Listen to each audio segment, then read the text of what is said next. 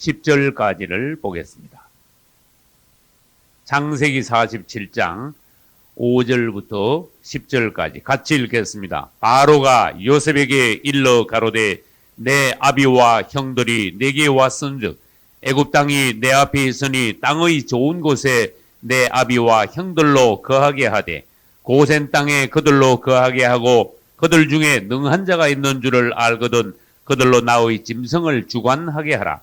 요셉이 자기 아비 야곱을 인도하여 바로 앞에 서게 하니 야곱이 바로에게 축복하매 바로가 야곱에게 묻되 내 연세가 얼마뇨? 야곱이 바로에게 고하되 내 나그네 길의 세월이 130년이니이다. 나의 연세가 얼마 못되니 우리 조상의 나그네 길의 세월에 미치지 못하나 험악한 세월을 보내었나이다 하고 야곱이 바로에게 축복하고 그 앞에서 나오니라. 아멘. 우리는 오늘 창세기 47장에 왔습니다. 여기 제목을 붙인다면은 축복하는 야곱, 통치하는 요셉 이런 제목을 붙일 수 있습니다. 저는 언젠가는 창세기 후반부에 있는 아브라함과 이삭과 야곱과 그 아들 요셉이 하나님 앞에서는 사실은 한 사람으로 보아야 한다는 말씀을 드린 적이 있습니다. 그렇다면 오늘 축복하는 야곱과 통치하는 요셉이라고 제목을 정한다면은 아브라함이 부름받아 이삭이 상속을 받고 또한 야곱이 다름받고 요셉이 애굽의 총리가 되어서 바로와 같이 통치하는 이것은 축복하는 그 요셉이 그 아들 통치하는 축복하는 야곱이 그 통치하는 그 요셉에게서 어떤 면에서는 나타난다. 다른 말로 쉽게 말하면은 야곱과 요셉을 한 사람으로 본다면은 야곱이 축복하고 또 야곱이 요셉을 통하여 통치한다. 이런 면으로도 볼 수 있습니다. 그래서 창세기 47장이 야곱은 축복하고 요셉은 통치하는 그러한 장면들을 보여주신 것입니다. 이제 창세기 47장에서는 야곱이 가나안 땅에서 고센 땅으로 와서 거하게 되었음을 보여주십니다. 요셉은 말합니다. 우리 가족들을 다 오게 하소서. 그러면 내가 여기서 가족들을 아버지와 가족들을 복양하리이다. 이 말은 의미가 심장합니다. 우리가 그분께로 돌아갈 때, 우리가 그분의 그늘로 들어갈 때 그분은 우리를 봉양하고 보장하시고 우리를 먹이시고 목양하시는 분이심을 나타냅니다. 왜냐하면 요셉은 그리스도의 예표이기 때문에 그렇습니다. 또 한편으로 말하면 요셉이 애굽에서 통치하는 그 모습은 영적으로 말하면 그리스도께서 천년 왕국에서 통치하시는 그림자라고 할 수 있습니다. 이스라엘의 가족들은 가나안에서 요셉이 통치하는 애굽으로 들어갔지요. 그래서 거기에서 아주 놀라운 그 생활, 애굽의 기름진 것을 누리며 요셉의 아름다운 통치 아래에서 누리면서 참 좋은 세월을 보냈습니다. 그러니까 이스라엘의 가족들이 애굽에 들어간 것은 또 한편은 무엇을 말하는가 하면 오늘날 우리 성도들이 천년 왕국으로 그리스도께서 직접 통치하시는 천년 왕국으로 들어가는 것의 예표입니다. 할렐루야. 이제 요셉이 통치하는 것은 뒤에 다시 나오기로 하고 7절부터 10절까지에 보면은 야곱이 바로 왕을 이제 만납니다. 바로 왕을 만나서 들어가면서 축복하고 나오면서 축복하는 장면이 있습니다. 그러면 우리는 여기서 뭘 봐야 되는가 하면은 성경 히브리서 7장 7절에서 폐일은하고 낮은 자가 높은 자에게 복 빌물 받느니라. 할렐루야. 낮은 자가 당연하죠. 높은 자에게 복 빌물 받는다 그랬죠. 그러면 지금 누가 누구에게 축복을 받았는가 하면은 바로 왕이 야곱에게 축복을 했거든요. 야곱이 바로 왕을 축복했거든요. 바로 왕이 야곱에게 축복을 받았거든요. 그러니까 아무리 봐도 야곱이 영적으로 바로 왕보다 더 높아요. 근데 인간적인 눈으로 보면은 그 당시 바로 왕은 세계 최강국의 왕이었어요. 그래서 우리는 오늘날도 영안에서 보는 눈이 있어요. 영적인 어떤 분량. 그래서 오늘날 우리가 허세를 부르면서 축복을 해서는 안 됩니다. 그러면 우리가 허세 부르면서 우리 안에 축복의 영이나 축복의 분량이나 축복하는 그 그리스도의 어떤 심장이 없으면서 그냥 허세 부르면서 축복하는 것은 바리새인 같아져요. 그러나 우리가 사랑으로 자녀를 축복한다든지 목회자들이 정말로 간절한 마음으로 성도들을 축복한다든지 또 성도들 간에도 서로 축복하는 마음을 갖고 우리가 축복한다는 것은 하나님께서 기뻐하시는 것이며 그 축복은 유효한 것이 성도들 간에도 사실은 서로가 축복할 수도 있지만은 축복의 원칙은 높은 자가 낮은 자에게 축복을 빕니다. 그래서 결론을 다시 말하면은 그 당시 야곱은 얼마나 높은 자였느냐 하는 것을 하나님께서 단적으로 보여주셨어요. 가나안 땅에 130세 된 나이 많은 한 늙은이가 애굽에 왔는데 바로 왕 앞에 섰습니다. 사람들이 보기에는 130세 된 늙은 노인네가 그냥 힘도 하나도 없고 바로 왕 앞에 가서 그냥 말도 잘 못할 것 같고 그랬었는데 웬걸 바로 왕은 기세로 말하면 세계에서 가장 당당한 왕좌에 앉아 있는데 130세 된 노인이 바로 왕 앞에 가더니 들어가면서 축복하고 나오면서 다시 그를 축복하고. 여러분 축복은 다시 말하면 어거지로 되는 게 아닙니다. 축복의 분량이 있는 사람에게서 축복이 나가게 되어 있는 거예요. 그래서 이것은 실제적으로 우리가 하나님께서 야곱을 지금 얼마나 성숙시키셨는가. 야곱이 말년에 드디어 애굽에 도착했을 때는 어떠한 사람이 되어서 그가 애굽에 도착했는가. 이런 것을 우리가 볼 수 있으며 사람의 눈으로 보는 것과 하나님 안에서 영 안에서의 차이는 얼마나 현저한 것인가. 우리는 그것을 알 수 있어요. 그래서 오늘날 우리가 사모하신 것이 뭡니까? 우리도 야곱과 같이 하나님 앞에서 자꾸 분량이 올라감으로써 이제는 축복하는 자가 되어야 되겠다. 저는 성경을 보면서 무엇을 깨달았는가 하면 야곱이 예전에는 그 이름 자체가 남 발 뒤꿈치를 잡는 자였다. 그렇단 말이에요. 사기꾼이면서. 남 발 뒤꿈치를 잡는 것이 이거는 정말 비겁한 거거든. 남으로부터 뭔가 빼앗으려 하는 거고 남이 잘 되는 거 못 보고 뒤꿈치를 잡으면 넘어가게 돼. 남을 넘어뜨리면서 내 이득을 취하는 그러한 정말로 적극적인 이기주의자야. 근데 남 발 뒤꿈치를 잡던 그 야곱이 그 손이 마지막 때 가니까 이 축복하는 손이 됐어. 그리고 그 축복하는 손이 하나님께서 보시기에 유효합니다. 할렐루야. 야곱의 축복은 유효하다는 거. 여러분 이걸 아셔야 돼요. 하나님의 분량이 그만큼 있음으로써 야곱에게서 하나님 대신 축복이 나갔고 그 축복을 하나님께서 유효하게 응답하신 것입니다. 심지어 이삭이 야곱을 축복한 것도 유효했습니다. 할렐루야.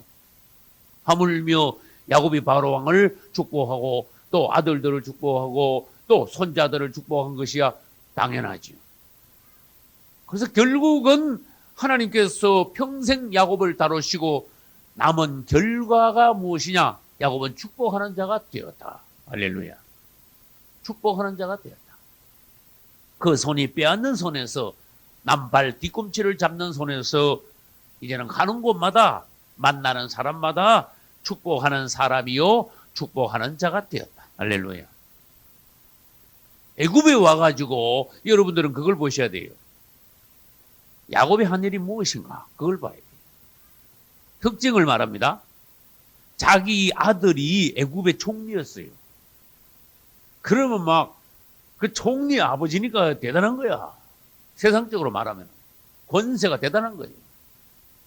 근데 야곱은 애굽에 도착했을 때 뭔가 자신을 위하여서 아들이 총리라고 해가지고 뭔가 얻기를 탐하지 않았어요.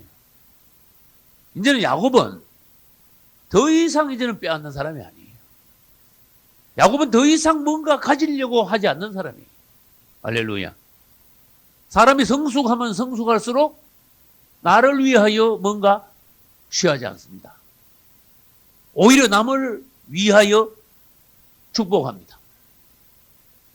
사람이 미숙하면 미숙할수록 내 생각만 합니다. 성숙한 사람일수록 남을 돌아봅니다. 하나님을 생각합니다. 야곱의 특징이 그것입니다. 이제는 자기를 위하여서 무언가 쟁취하려고 하지 않는다.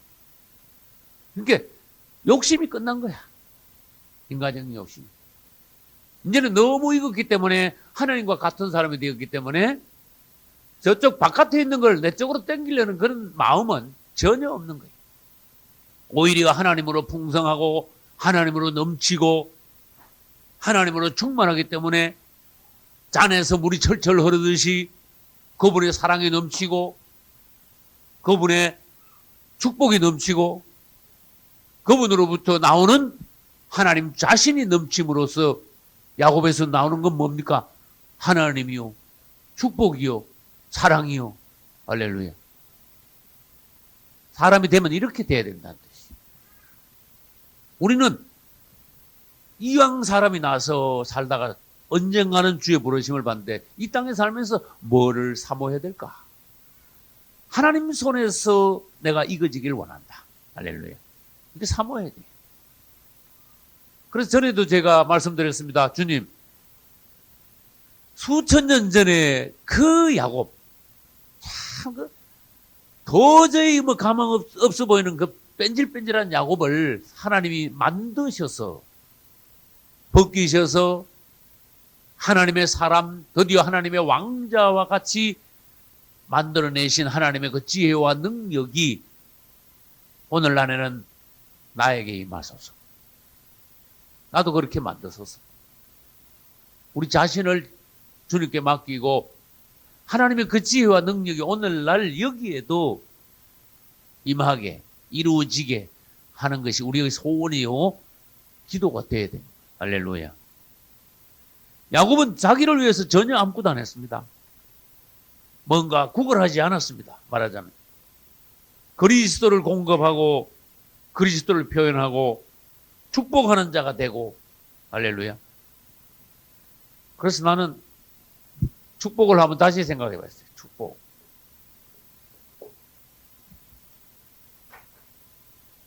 복을 빈다 이런 뜻이에요. 말하자면. 그 축복이 뭘까? 축복이라는 단어가 기독교에 얼마나 많습니까? 난 한번 깊이 생각해 봤어요. 축복이 뭘까? 축복은 내가 생각하기에는 나에게서 축복이 나간 건 아니거든. 내가 축복을 비는 거거든. 이삭이 자기 아들 야곱을 축복할 때 하나님이요 이 아들에게 기름진 복으로 함께 하소서. 하나님이 이 아들에게 복을 주셔야 되겠다는 그런 아들을 위하여 복을 빌었어요. 멜기세덱이 아브라함을 축복할 때도 여호와여 이 아브라함에게 복을 주시옵소서. 그러면 가만히 봐요. 축복은 나한테서 나가는 게 아니란 말이에요. 축복을 비는 사람한테서 나오는 게 아니고 나는 축복을 달라고 하나님께 요청을 하여 하나님께서 그 사람에게 축복을 주시도록 하는 거란 말이에요. 그래서 내가 축복을 가만히 생각하니까 축복이라는 것은 그 사람에게 하나님을 가져오는 거구나. 그 사람에게 하나님의 어떤 것이 임하게 미치게 하는 것이구나. 난 그걸 깨달았어요. 그런데도 축복이 역사상으로 봐도 아무나 되는 게 아니더라고. 축복하기 위해서는 그릇이 돼야 되더라고. 그 다음에 부모가 자녀를 축복할 때 그거 진짜입니다. 사랑이 그만큼 있어야 되더라고. 목회자가 성도를 축복할 때 부모가 자녀를 사랑하고 애틋한 그 부어지는, 사랑이 부어지는 그 마음으로 축복할 때 그 축복은 또 유효한 거예요. 그 다음에 야곱과 같이 하나님의 성숙한 사람이 되었을 때 하나님의 왕자, 이스라엘은 하나님의 왕자입니다. 왕자는 하나님의 아들이라는 뜻이에요. 하나님의 아들이니까 하나님하고 성분이 같아졌어. 하나님의 왕자 이스라엘이, 야곱이 사람들을 축복할 때 그건 얼마나 유효한가 하면 하나님 대신 그들을 축복하는 거예요. 그만큼 그릇이 됐다는 뜻이에요. 여러분, 우리는 더 진지하게 축복에 대해서 알아야 되고, 더 진지하게 내가 축복의 사람이 되도록 사모해야 되고, 실제로 여러분이 축복의 사람이 안 되면 안 됩니다. 축복의 사람이 아니면 뭡니까? 반대로 막 남을 미워하고, 나쁜 말 해볼까요? 저주. 축복의 반대는 저주야. 이 사람이요, 남을 미워하고 험담하고 물거뜯고 저주하고 이래가지고 되겠습니까? 사람으로 낳는데. 그래서 우리는 높은 자가 낮은 자를 축복하고, 성숙한 자가 미숙한 자를 축복하고, 그럼으로써 하나님의 복이 자꾸 물어듯이 자꾸 내려감으로써 이 땅이 하나님의 복으로 넘치게 만들어줘야 됩니다. 할렐루야. 그래서 축복이란 뭐냐? 그리스도의 넘쳐 흐름이에요. 또 아까 사랑 얘기했죠? 사랑이 넘쳐 흐를 때 그게 축복이 됩니다. 그 다음에 그리스도의 생명에 넘쳐 흐름이야. 그냥 입으로 축복하는 게 아니라는 겁니다. 야곱의 축복을 보면 우리는 축복이 뭔가 당장 알 수 있어요. 야곱은 하나님이 넘쳐 흘렸어요. 그건 하나님의 생명, 하나님 자체, 하나님의 사랑, 이런 것이 넘쳐 흘렸어요. 그러니까 야곱이 그만큼 성숙했으니까 축복이 그냥 만나는 사람마다 축복이 나가죠. 그러니까 결국 축복이 뭐냐? 성숙한 자의 결과는 축복이란 거예요. 할렐루야. 그 사람이 미숙하면은 축복할 수도 없지만은 정말로 미숙하면은 축복해도 되지 않습니다. 그러니까 다시 말합니다. 축복은 성숙한 자의 결과요, 사랑하는 자의 표시입니다. 사랑하면 그게 축복으로 나가게 돼 있어요. 그 다음에 구약 성경 민수기 6장에 의하면은 축복하는 자 이꼬로 뭐예요? 제사장이야. 하나님께서 분명히 말씀하셨습니다. 아론이나 그 제사장들에게 너희는 백성들을 이렇게 축복하라 하고 민수기 6장 23절로 27절에서 하나님께서는 축복하라고 그러셨어요. 그럼 그것을 제가 한번 읽어보겠습니다. 민수기 6장 찾으실 분들은 같이 찾으셔도 좋겠습니다. 아론과 그 아들들에게 고하여 이르기를 너희는 이스라엘 자손을 위하여 이렇게 뭐하라? 축복하여 이르되 여호와는 내게 복을 주시고 너를 지키시기를 원하며 여호와는 그 얼굴로 내게 비치사 은혜 베푸시기를 원하며 여호와는 그 얼굴로 내게로 향하여 두사 평강 주시기를 원하노라 할지니라. 할렐루야. 이렇게 27절 봐요. 그들이 이같이 누구 이름으로? 내 이름으로. 축복은 구약 시대 때는 여호와 하나님의 이름으로, 축복은 신약에 와서는 누구 이름으로? 예수 이름으로 하는 것이 축복의 실제예요. 우리는 축복하는 자가 되어야 됩니다. 결론적으로 야곱은 바로보다 높고 요셉보다 높습니다. 남을 아직도 여러분들이 자주 축복을 하지 못한다면은 여러분은 성숙하지 못했다는 표시입니다. 미성숙한 자는, 성숙하지 못한 자는 자식도 축복이 잘 안 나간다 그런 뜻이야. 말하자면 부부간에도 축복이 잘 안 된다 그런 뜻이. 그래서 우리는 하나님의 말씀을 명심해야 됩니다. 로마서 12장 14절에는 축복하고 저주하지 마라 그랬어요. 너희를 핍박하는 자까지도 축복하라. 저주하지 말라. 그래서 축복을 잘하는 자, 축복이 나가는 자가 이 땅에서 성숙한 자요. 그 다음에 큰 자야, 큰 자. 큰 자예요. 주님께서 말씀하시기를 여자가 낳은 자 중에 누구보다 더 큰 자가 없다 그랬어요. 세례요한보다 큰 자가 없죠. 세례요한은요, 성경이 뭐라고 했는가 하면 철 들고 바로 광야에 나가서 30세까지 계속 성령 안에서 주님의 따르심을 받았어요. 그 영이 엄청난 거야. 그래서 그에게서 나가는 게 하나님 자신이 막 그냥 나오는 거예요. 그래서 세례요한의 말이 얼마나 강한지, 강력한 하나님이 역사하는지 사람들이 다 꼬꾸라지고 회개하고 그랬단 말이에요. 세례요한보다 더 큰 자가 없다 그러는데 단서가 붙어 있습니다. 그러나가 있어요. 천국에서는 극히 작은 자라도 저보다 크니라. 저는 얼마 전에 이 부분에 대한 질문을 받았습니다. 목사님, 세례요한이 제일 큰 자인데 어떻게 또 천국 가면 암만 작아도 세례요한보다 또 더 큽니까? 어떻게 된 겁니까? 그러면은 제가 지금부터 설명을 한번 해볼게요.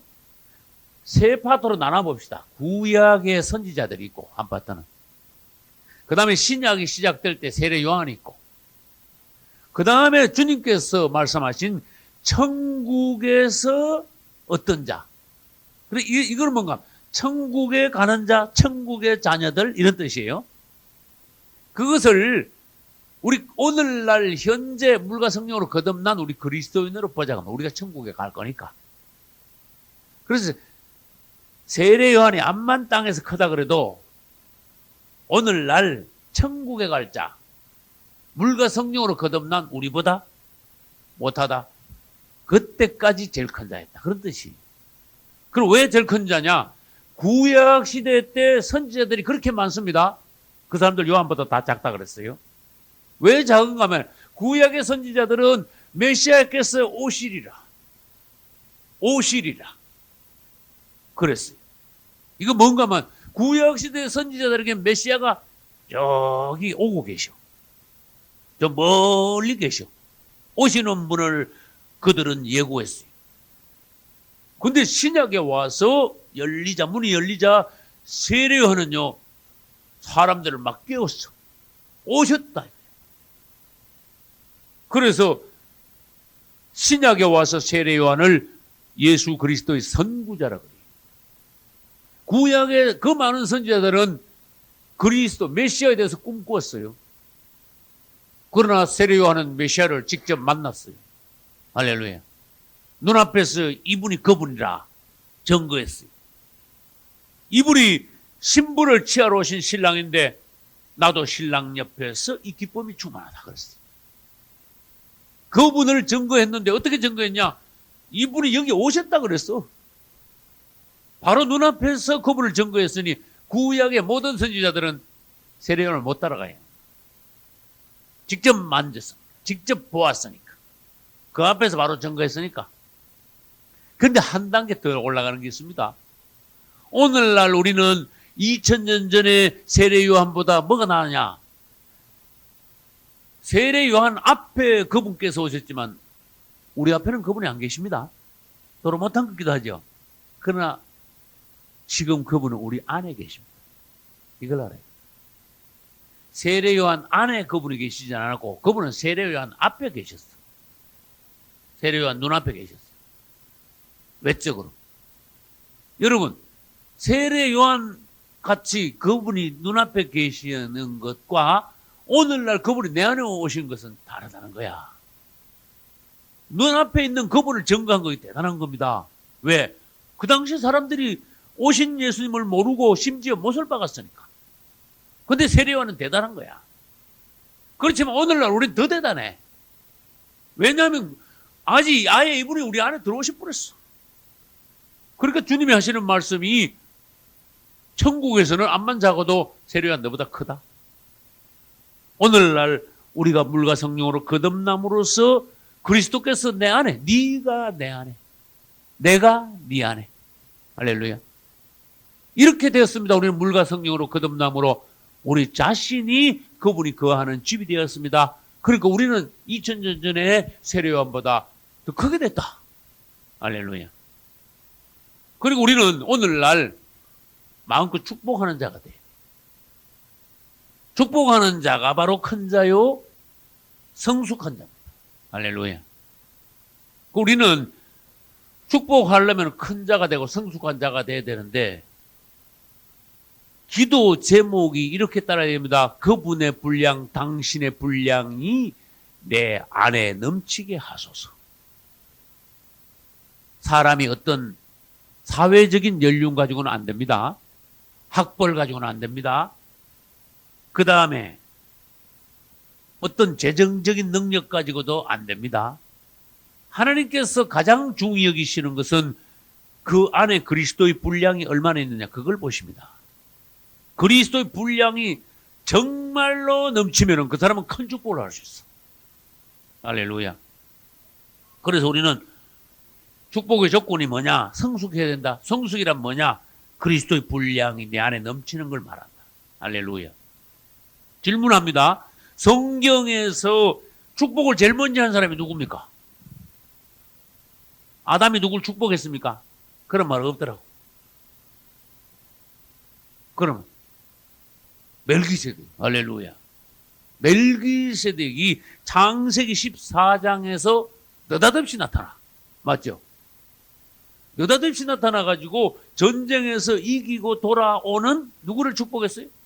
아브라함을 축복했어요. 그런데 창세기에 나오는 멜기세덱이 어디 가서 나오는가 하면 시편에 가서 또 느닷없이 시편에 가서 또 나와. 그는 의의 왕이요, 또 살렘 왕이라. 거의 근본이 없습니다. 시작도 없고 끝도 없다 일어났어요. 그래서 가만히 보면은요, 의의 왕도 예수님 이름이고, 살렘 왕은 살롬이거든. 평강의 왕이거든. 이사야 9장 6장 보면은 예수님이 평강의 왕이에요. 그 다음에 시작도 없고 끝도 없다 그랬어요. 멜기세덱 보고. 그러면 예수님이지 누구야? 주님이 시작이 있습니까? 끝이 있습니까? 없지요. 그러니까 멜기세덱이 예수 그리스도의 예표구나. 또 여러분이 용서하고 들으십시오. 난 좀 심하게 말하면은 주님께서 체현하셔서 멜기세덱으로 오시지 않았을까? 난 이런 생각까지 해봤어. 너무 놀라운 멜기세덱이야. 느닷없이 나타나서 축복하고 느닷없이 사라지고 끝이야, 성경에서. 주님이 사람으로 나타나셔서 아브라함을 한번 축복하고 가셨을지도 모른다. 그래서 얼마나 주님하고 같은가 하면은 세상에 그 많은 물건 중에 멜기세덱이 아브라함에게 올 때 딱 두 가지를 가져왔어요. 뭐예요? 떡과 포도주. 무슨 말인지 알겠지? 아주 멜기세덱하고 아브라함하고는 시간대가 몇 년이나 차이 나는지 아십니까? 2000년 차이가 나. 2000년. 2000년이나 차이 나는데 멜기세덱이 떡과 포도주를 가지고 와서 아브라함을 축복하고 2000년 뒤에 주님이 떡과 포도주로 만찬을 하셨어요. 할렐루야. 이게 놀라운 일이에요. 그리고 그분께서 말씀하시기를 그분의 살과 그분의 피를 말씀하셨어요. 그분의 살은 떡이요, 그분의 피는 포도주의 잔입니다. 그래서 우리는 멜기세덱이 참 놀라운 그리스도의 예표이구나. 멜기세덱이 아브라함을 축복한 것은 오늘날 그리스도께서 떡과 포도주로 우리를 축복하시는 것이구나. 그런데 왜 전쟁에서 이기고 돌아오는 아브라함을 축복할까요? 전쟁 갈 때 축복하고 힘내가지고 이기게 하면 좋을 텐데 실컷 다 이기고 나서 올 때 축복을 했어. 이것도 영적인 비밀이 있습니다. 여러분이 원수들과 신앙생활은 매일 싸우는 영적 전쟁의 나날입니다. 그 여러분들이 패배하면은 그분으로부터 공급이 없어. 여러분이 이기고 돌아오면은 그분 앞에 전리품을 내놓을 때 그분께서는 오늘날 영적인 떡과 포도주로 여러분을 먹이시면서 축복하시면서 여러분에게 더 영역을 더하시는 그분. 할렐루야. 이기셔야 돼. 매일. 그래서 우리도 이제 체험을 해야 됩니다. 패배하면은요, 공급은 없습니다. 가서 주님 앞에 가서 우리가 말하자면 참회를 해야 돼. 하루하루 패배하는 날은. 그러나 승리하는 날은 그분 앞에 나아가 전리품을 내놓고 그분을 찬양할 때에 그분은 우리를 영적인 떡과 포도주로 축복하십니다. 공급하십니다. 더 영역을 더하십니다. 할렐루야. 성경에 이렇게 축복이 있다는 거예요. 이제 그 이후에 멜기세덱 이후에 민수기에 와가지고 주님께서는 아론과 그 후손 제사장들이 아까 읽었죠. 하나님을 대신하여 백성들을 축복하라고 민수기 6장 끝부분에서 말씀하셨어요. 그러면 신약시대에 와서 축복은 어디 있는가 하면은 찾아봅시다. 고린도후서 13장 13절은 고린도후서 끝절입니다. 끝장 끝절입니다. 고린도후서 13장 13절. 주 예수 그리스도의 은혜와 하나님의 사랑과 성령의 교통하심이 너희 무리와 함께 있을지어다. 할렐루야. 이것을 사도들의 축복이라 그래요. 구약의 제사장의 축복하고 닮았습니다만은 또 뭔가 다른 게 있어요.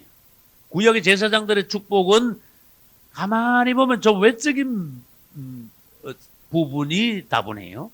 그러나 신약의 사도들의 축복은 내적이 혹은 영적인 성격이다. 그런 뜻이. 그래서 여러분들이 오늘날 축복하는 자가 돼야 됩니다. 여러분 자녀들을 축복하세요. 주위에 있는 사람들을 축복하세요. 여러분들이 자꾸 축복하면은 여러분에게서 나가는 축복이 유효하게 됩니다. 내가 축복할 수 있느냐? 그러지 말고 예수 이름으로 축복하세요. 할렐루야. 서로 축복하세요. 여러분들 중에 예수 이름으로 축복할 때 그분이 그 축복을 유효하게 하실 것입니다. 할렐루야. 그런데 안타깝게도 우리 기독교에는 잘못된 축복이 있어. 나는 목회 20수년간 하면서 잘못된 축복을 봤어. 첫째, 권위주의적인 축복이 있어요. 아주 고약해. 나는 어떤 사람들을 받는가 하면은 자기만 축복권을 가지고 있다는 식으로 사람들이 많이 있을 때 내가 하나님 앞에 축복권을 받은 자야 이러면서 이 교만을 보일 때 그 사람이 축복을 하긴 하되 사랑 없이 교만으로 축복이 나가는 거야. 축복권이 아무리 있어도 나만 축복권이 가지고 있다는 거 교만할 때 축복이 무효가 돼. 우리는 축복이 나만 가지고 있는 전매 특허권이 아니다는 걸 알아야 돼요. 그래서 어떤 사람들은 복 받으려면 나한테 와. 나한테 와가지고 머리 숙이지 않으면 당신만 손해야 하는 그런 바리새인적인 거만함, 오만함 이런 것은 하나님 앞에 축복이 안 됩니다. 그래서 아까 그런 말씀드렸어요. 이삭이 야곱을 어떻게 축복했냐. 아버지가 자식을 축복할 때 얼마나 그 사랑이 넘쳤겠냐. 야곱이 바로 왕을 축복할 때 여러분 그 장면을 생각해 보세요. 야곱의 그 영이 얼마나 성숙하여 하나님이 바로 거기 와서 축복한 것과 얼마나 똑같냐고 말이에요. 그 다음에 여러분들이 룻기를 읽으면은 축복하는 장면이 여러 번 나온다는 것을 알 수가 있어요. 룻기에는 그 짧으면서도 축복이 자주 나와요. 그걸 보면은, 그 이전 사람들이 참 이렇게 하나님 앞에서 아름다운 사람들이었구나. 특히 보아스가 아름다운 사람이니까 보아스가 데리고 있는 말하자면 일꾼들, 머슴들까지도 참 이렇게 축복할 줄 아는 사람들이 되었구나. 할렐루야. 그래서 우리는 축복이 전매 특허권이 아니고 나만 축복권을 가지고 있다는 바리새인적인 오만한 축복이 아니고 사랑과 성숙 이런 데서 축복이 나와야지 그게 진짜 축복이란 거예요. 할렐루야. 그 다음 축복하는 사람이 하나님께서 보시기에나 사람이 보기에 인격이나 영적인 상태가 문제가 있을 때는 그 축복은 무효예요. 그러나 우리는 잘 몰라. 하나님은 아셔요. 어떤 사람이 축복할 때 하나님께서 보시기에 그 사람 자체가 하나님 앞에서 문제가 없는 사람이라야 돼. 그래야 하나님의 축복이 그 사람을 통해서 통과해서 나가는 거야. 저는 무슨 예화를 들었는가 하면 수도 파이프 일을 예화를 들었습니다. 물은 처음부터 깨끗한 거다. 하나님이 창조하신 물은 얼마나 깨끗하냐? 순수하냐? 놀라운 것이냐? 생명의 물이냐? 그런데 이 물이 순수한 것이 파이프를 통과해서 나갈 때 그때 문제가 생긴다. 파이프가 녹이 슬면 오만 잡동사니가 물에 섞여 뿌려가지고 그냥 수도꼭지로 나와가지고 거기 사람 입으로 들어간다. 사람 건강을 오히려 해친다. 깨끗한 물이 아니다. 하나님이 물을 만드셨지 녹을 만드시진 않은 거야. 녹은 사람이 집어넣은 거야. 수도 파이프가 녹슬었다 그 말은 나를 통하여 하나님의 축복이 나갈 때 내가 문제가 있는 사람이고 녹슨 사람이면은 그게 섞여서 나가므로 그게 오히려 축복이 아니라 좋은 물이 아니라 나쁜 물이 된다 그런 뜻이에요. 그래서 우리는 어쨌든 축복을 하든 하나님의 사역을 하든 아니면 사회에 나와서 사업을 하든 우리는 반드시 어떤 사람이 되어야 됩니까? 내 자신이 먼저 하나님 앞에 하자가 없어야 돼. 하자가 있는 사람은 뭘 해도 그 사람이 하는 건 다 하자가 있어요. 하자가 없는 사람은 그 사람은 뭘 해도 좋아. 왜? 목회라도 좋아. 목회 아니야? 그 사업에도 괜찮아. 좋아. 하나님 앞에 하자가 없으니까. 직업을 뭘 택해도 좋아. 하나님 앞에서 하자가 없는 사람은 어디 가도 하나님이 일을 하고 하나님이 영광 받으시고 하나님이 그 사람을 통하여서 일을 역사를 하실 수가 있어. 할렐루야. 그래서 우리는 사람 자체가 문제가 있어서는 안 된다는 거예요. 그 다음에 세 번째, 축복을 갖다가 일부러 인위적으로 막 잡아당겨서 나를 축복해달라 한다고 그게 축복이 되는 게 아니라는 것을 성경에서 말씀하고 계십니다. 성경에서 어디서 말씀하고 계시는가 하면 이제 조금 있으면 나옵니다. 48장에 가면은 야곱이 요셉의 두 아들을 축복하죠. 그런데 이렇게 축복할 줄 알고 양손을 그냥 앞으로 뻗고 축복할 줄 알고 요셉이 두 아들을 데려왔는데 실제로 야곱이 축복할 때는 팔을 어떻게 했다 그랬죠? X자로 뒀다. 성경에는 어금맞겨 축복했다 그랬어요. 오른손이 이쪽으로 올 줄 알았는데 오른손이 반대로 왼쪽으로 가고 왼손이 반대로 오른쪽으로 왔어. 그러니까 요셉은 뭐라고 했습니까? 요셉의 반응을 여러분들 잘 봐야 돼. 아버지, 그게 아닌데요. 이래버렸어. 이 오른손이 이쪽으로 와야 되는데요. 이쪽 당겨가지고 이쪽을 좀 축복하세요. 이러면서 아버지 오른손을 막 일로 당겼어. 그때 야곱은요 눈이 어두웠습니다. 이삭이 야곱을 축복할 때 눈이 어두웠던 것처럼 야곱이 이제 147세가 됐어. 그래 진짜 눈이 어두웠어. 그래도 야곱은 나도 안다. 오른쪽이 누구고 왼쪽이 누군가 나도 안다. 그러나 에브라임이 하나님 앞에 더 복을 받고 에브라임이 사람 보기에는 자자이지만은 하나님 앞에서는 장자니라. 그런 식이야. 야곱이 얼마나 영이 밝은가는 깜짝 놀래야 되겠다. 어쩌면 세상에 난 사람 중에 이렇게 영이 밝은 사람이 있을 수 있는가? 눈을 감고 이렇게 갖다 놨는데 이렇게 축복했다니 어금맞게. 이게 사람으로서 최고로 올라간 거야. 그래서 우리는 요셉이 자기 맏아들 므낫세를 일부러 오른손에 받게 하려고 갖다 놨다가 왼쪽에 있는 에브라임을 오른손으로 축복한 게 어거지로 막 잡아당기가지고 축복받게 하려고 했지만은 야곱은 그렇게 하지 않았다. 이게 무슨 말이냐? 오늘날 축복은 인위적으로 잡아당겨서 받는 게 아니다. 하나님이 축복하는 자가 있다. 하나님께서 당신을 축복하시게 하라. 할렐루야.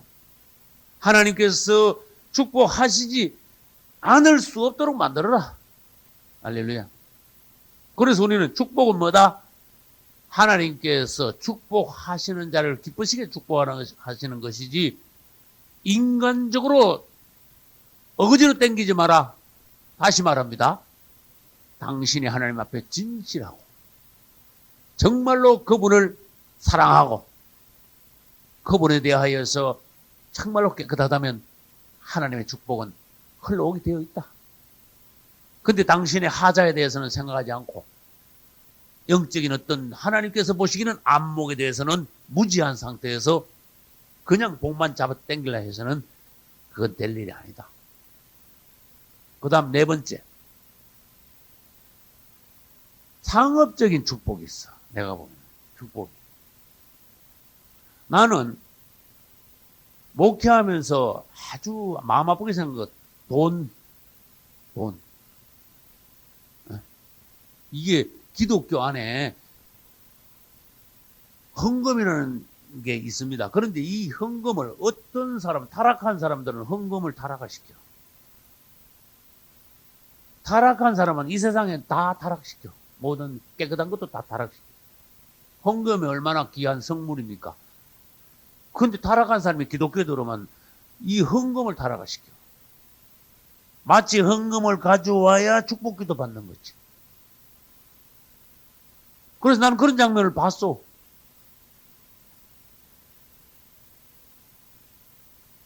기도를 해주는데 봉투에다가 헌금을 가져와가지고 여기다 갖다 놔야 기도를 해주는 그런 정도. 나는 10월 말에 3차로 미국 LA 집회를 다녀왔습니다. 내가 다녀오고 그 다음 주에 나도 아는 여기서 한 3, 40분 가만 있는 모 여자 목사가 내가 한데 그 LA에 집회를 갔어. 그 다음 주에 갔어. 근데 내 집회에 참석했던 여러 목사님들이 그 집회에 또 참석했어. 그 집회에 참석했던 목사님 중에 한 분이 나하고 가까운 분이야. 그분이 그 여자 목사가 집회한 거를 참석을 하고는 기대를 하고 갔는데 너무 실망을 해가지고 마음이 상해가지고 나한테 얘기를 하더라. 세상에 이런 집회가 있을 수가 있냐. 처음부터 끝까지 축복 그렇게 얘기하더니 자기가 은사 받은 거 막 얘기하더니 그 다음에 작정 헌금하라고만 계속 얘기하고 차례대로 기도해 준다고 하면서 봉투 가져오라 그러고 그 목사님이 그냥 가서 하도 유명하다길래 상담식으로 가서 기도 안 받으려고 했더니 봉투 가져와서 현금 넣고 봉투 가져와서 기도를 받았어요. 고향은 안 됩니다. 그래서 한국에는 하나님 보시기에 별 타락한 종들이 다 있구나. 여러분, 나는 목회하면서 11조가 뭐라는 거는 나는 가르쳤습니다. 그리스도인들이 재물 관리는 어떻게 되는가 분명히 나는 가르쳤습니다. 그리스도인들이 재물 관리할 줄 모르면은 그리스도인들의 재물이 세상으로 흘러 가버리거든. 마귀한테 갖다 바치는 꼴이 되거든. 그래서 난 재물 관리에 대해서 가르쳤어요. 11조에 대해서 내가 설교한 적이 있어요. 그러나 나는 지금까지 여러 차례 집회를 다니면서 집회 때 난 돈 얘기는 안 했어. 왜냐? 그게 그렇게 할 얘기 없냐 이거야. 그렇게 할 얘기 없냐. 집회는 날짜가 예를 들어서 5일이면 5일 정해졌어요.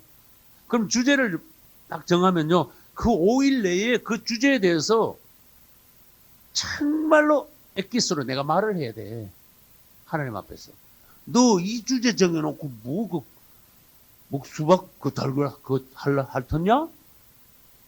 주제는 이거 정해놓고 너 무슨 말 하고 왔냐? 난 주님 앞에 가면요, 난 모가지야.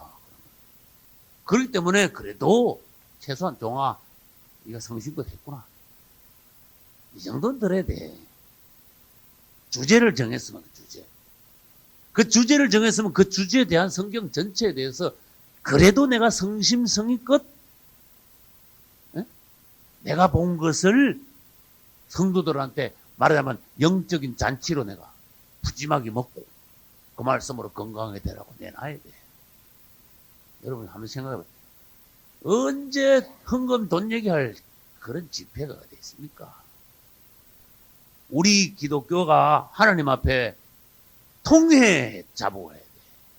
이게 웬 집회, 웬 부흥회에 돈 얘기가 웬 그렇게 많이 나오냐. 나도 병신 때부터 시작해가지고 목회자 되고 난 뒤에도 하도 집회 때마다 작정헌금 강요를 해가지고, 아이고, 작정헌금 안 내면 완전히 그것서 막, 낯뜨거워서 못한다 했을 정도. 그래서 몇 번 했어, 작정헌금. 보고지로. 그래서 여러분, 초대교회 시대 때 헌금을 내라고 하고 작정금하고 그런 게 성경에 어디 있습니까? 성경 안에서 정말로 주님의 사랑으로 내가 주님 앞에 생명도 드릴 수 있는데 주님이 나를 위하여 죽으셨는데 모든 것이 주께로부터 왔는데 내가 이 하나님께서 주신 것 중 일부 하나 내놓는다고 주의 일을 위하여 복음을 내놓는다고 뭐가 그래 하고 뜨거운 마음으로 감사한 마음으로 내놓는 거 그게 진짜 헌금이야. 어디 집회하면서 헌금 얘기를 자꾸 해가지고 이걸 뭐 짜내는 식으로 하는 거는요 아주 고약한 거야. 그 내가 지금 뭔 얘기하고 있는지 아세요? 축복도 상업적인 축복이 있다. 나는 이거 전 세계에서 한국만 제일 고약한 것이 아닌가 싶어. 에?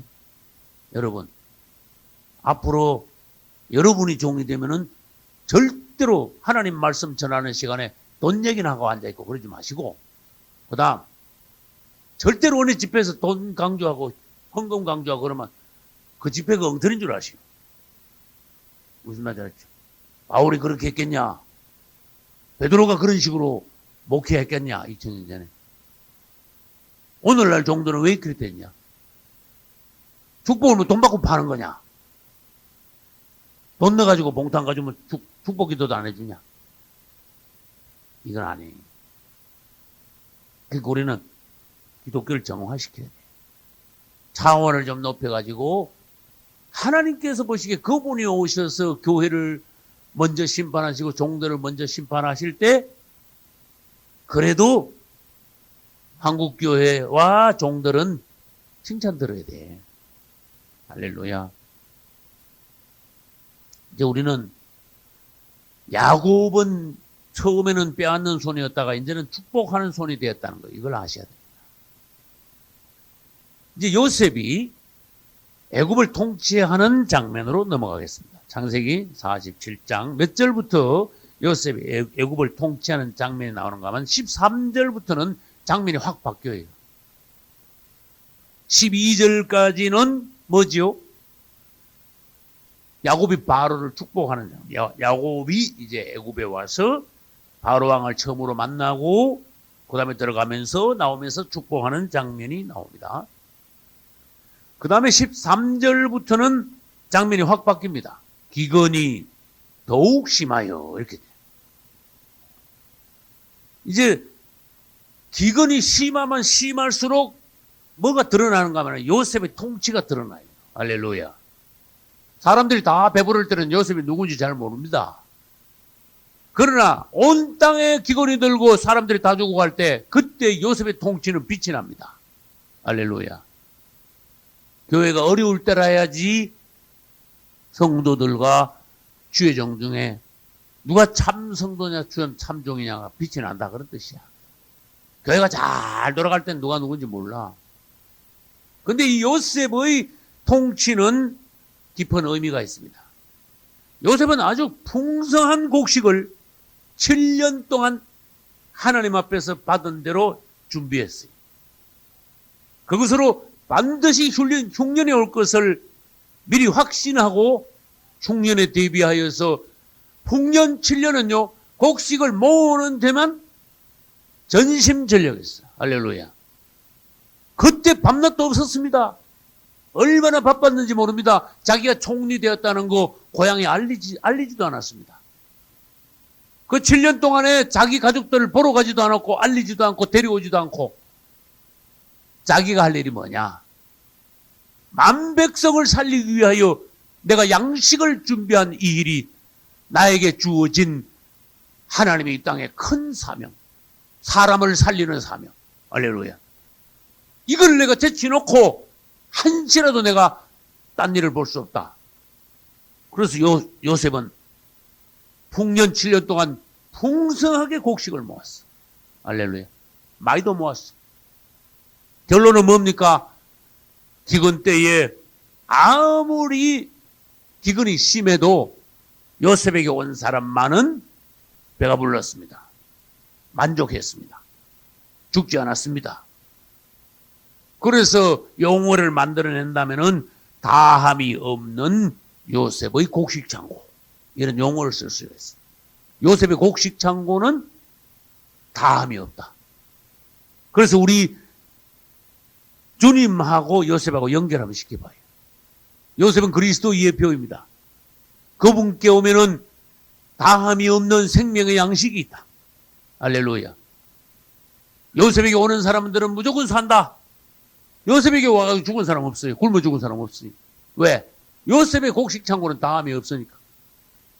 다시 말해서 그리스도께 오는 자들은 누구나 구원을 얻습니다. 생명을 얻습니다. 할렐루야.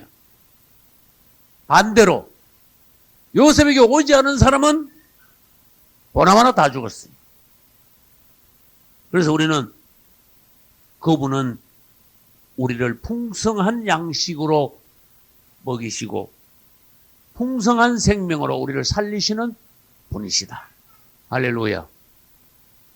7년 준비하는 동안에 요셉은요, 많은 고난 가운데, 그 바쁜 생활 가운데 다른 사람을 먹이는 것만 일념하면서 양식을 모았는데, 오늘날 우리에게 주는 교훈이 뭡니까? 여러분은 누구를 먹일 수 있는 얼마만큼의 양식을 가지고 있습니까? 이걸 물어야 돼요. 오늘날 우리가 그분께 우리도 나가서 그분으로부터 풍성한 양식을 우리들이 받아 축적해야 됩니다. 노아도 하나님의 말씀을 듣고 양식을 충분히 축적했습니다. 맞죠? 그래서 방주가 오랫동안 물 위에 떠 있는 동안 짐승과 사람들이 먹고도 남았습니다. 요셉도 마찬가지입니다. 오늘날 우리에게 주시는 교훈이 뭡니까? 당신은 사람들을 얼마나 먹일 만한 양식을 가지고 있느냐. 나 자신도 영적으로 메말라가고 나 자신도 영적으로 줄이고 이런 사람은 남을 못 먹입니다. 나 먹을 것도 없는 사람. 다시 말해서 나에게 뭔가 풍성한 게 없으면은 절대로 남에게 줄 수가 없다는 거예요. 그래서 오늘날 훌륭한 목회자는 뭡니까? 양들을 잘 먹이는 거야. 할렐루야. 양들을 풍족하게 먹여 만족하게 하고 잘 자라게 하는 것이 오늘날 훌륭한 목회자예요. 할렐루야. 이제 요셉이 곡식을 나눠주는데 특이한 일이 발생했습니다. 그냥 안 줬습니다. 이게 특이한 거야. 대가를 받았습니다. 근데 그 대가를 받는 걸 가만히 보면은 우린 특징을 발견할 수 있습니다. 요셉이 값싸게 곡식을 나눠주지 않았다. 반대로 요셉은 곡식을 나눠주는데 너무 인색하지도 않았다. 할렐루야. 이거 아주 중요한 거예요. 여러분, 은혜, 하나님께 받는 은혜는 너무 값싼 게 아닙니다. 그렇다고 해서 은혜 받기가 너무 어려운 건 아닙니다. 우리는 하나님께 은혜를 받기 원하는 자들은 받을 수 있습니다. 말하자면 요셉에게 곡식을 가서 내가 곡식을 얻어야 되겠다고 맘먹은 사람은 얻게 되어 있어. 아무튼 얻게 되어 있어. 그러나 조건이 뭡니까? 무슨 대가를 내놓고 얻었어. 근데 오지도 않으면 그것은 문제가 생기는 거야. 다시 말합니다. 하나님께 은혜 받고 주님의 구원을 받는 것은 값싼 것도 아닙니다. 너무 값싸게 은혜를 받으려면 안 됩니다. 그 다음에 은혜를 받는 것이 무슨 하늘의 별이 났다는 것이 아주 어려운 것이 생각해도 안 됩니다. 우리 주님께서도 인색한 분도 아니고 너무 값싼 분도 아니라는 거. 할렐루야. 우리가 하나님께 대하여 하는 것도 공짜가 없고 하나님이 우리에게 또 공짜로 주시는 것이 없고, 이거 무슨 말인가 여러분 잘 아셔야 돼요. 그래서 우리는 요셉이 뭐를 받고 줬는가 하는 것을 잘 보면서 네 가지 차례대로 주면서 이것이 오늘날 우리에게, 요셉은 그리스도의 예표인데 오늘날 우리들이 구원받기 위한 어떤 대가의 어떤 부분들을 말씀하고 계시는가, 이걸 우리들이 잘 알아야 돼요. 그러면 요셉이 사람들로부터 곡식을 나눠줄 때 네 가지를 받았는데 그게 뭡니까? 첫째 돈, 두 번째 짐승, 세 번째 땅, 네 번째는 아주 기가 막힌 걸 받았어. 뭘 받았어요? 사람 자신을 받았어. 여러분, 이게 수천 년 전에 애굽에서 있었던 일이라고 생각하면 안 됩니다. 오늘날의 일입니다. 그럼 성경을 찾아보겠습니다. 47장의 14절부터 보겠습니다. 14절 같이 읽읍시다.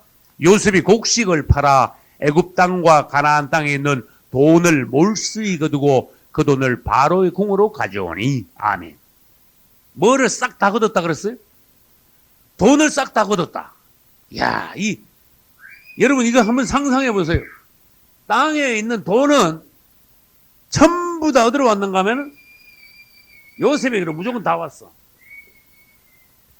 그렇게 땅에 돈은 남아있지 않은 거야, 말하자면. 단 요셉에게 오지 않은 사람은 자기 돈을 자기가 가지고 있어. 요걸 아셔야 돼요. 그러면 이 부분에 대해서 제가 아주 오늘날의 접목식에서 깊은 부분을 설명을 해보겠습니다. 요셉에게 온 사람은 살기는 분명히 사는데 그 대신에 자기가 있는 돈은 전부 다 없어지게 돼. 그러면 요셉에게 온 사람은 오늘날 그리스도께로 온 사람이에요. 요셉에게 양식을 받은 사람은 그게 먹고 사는 거니까 오늘날 그리스도께 와서 생명을 얻고 구원을 얻는 거하고 같은 거예요. 결국 오늘날 구원 얻는 사람들, 생명을 얻는, 그분께 와가지고 구원받고 생명 얻는 사람들의 돈은 결국 그분께로 다 돌아가 줘야 돼. 무슨 말인지 알겠어요? 아니, 예수 믿으면 돈, 재산 다 팔아가지고 그분께 다 한꺼번에 드려야 됩니까? 그렇게 질문하면 안 돼. 이 땅에 있는 그리스도인들의 돈이 그분께로 다 돌아가지 않으면은 결국 나중에 어떤 일이 벌어질까?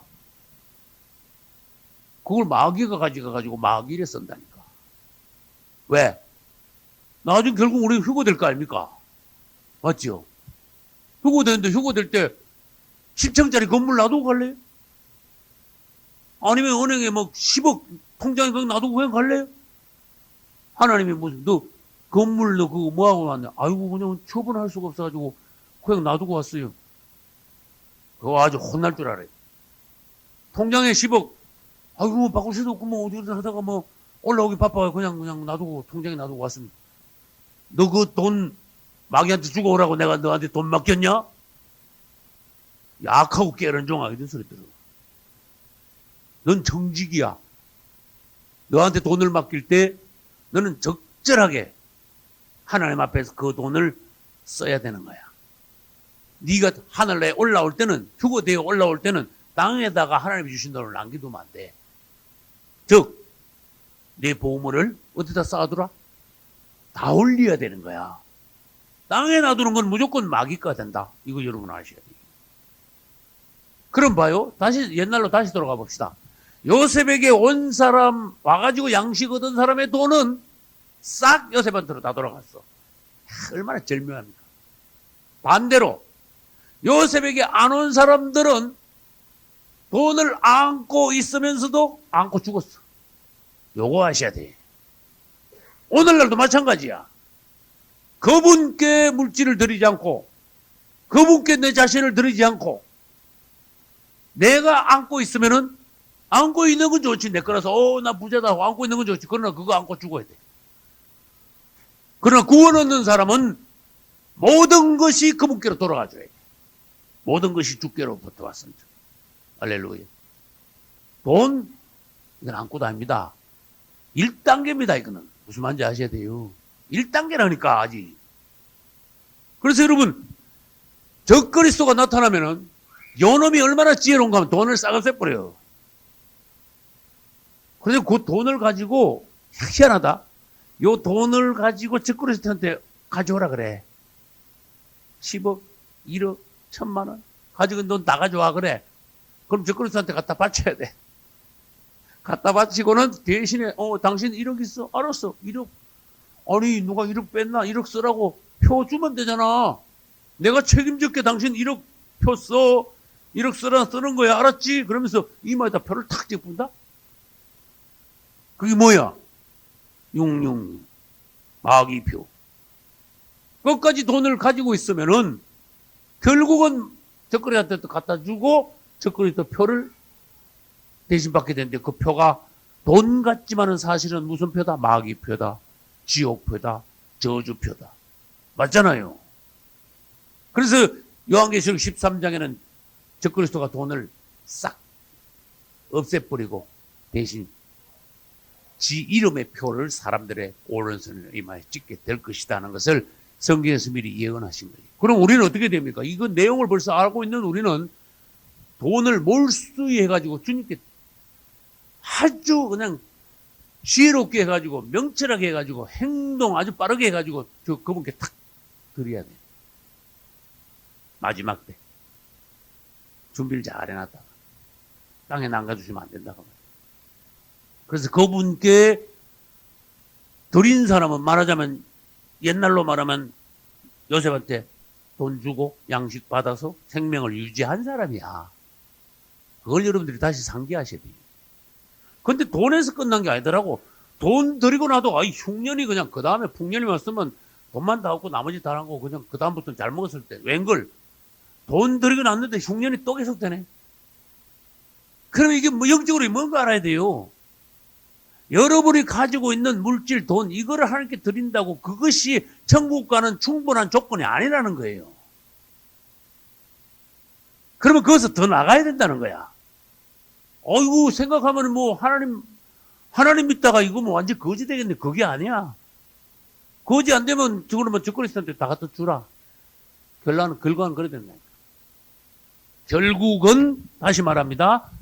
천국 가기 전에 우리는 모든 것이 그분 것이 되도록 해야 될 것이며 또 다시 말합니다. 그분 것도 누구 건데? 그분 내 거지 뭐야? 왜? 부부니까. 그래서 그분은 뭐라 하시는가 하면 내가 뭐 네 거 뺏으려고 그러냐? 이사야 보면 내가 배가 고파서 너보고 양하고 소 가져오라 그랬냐?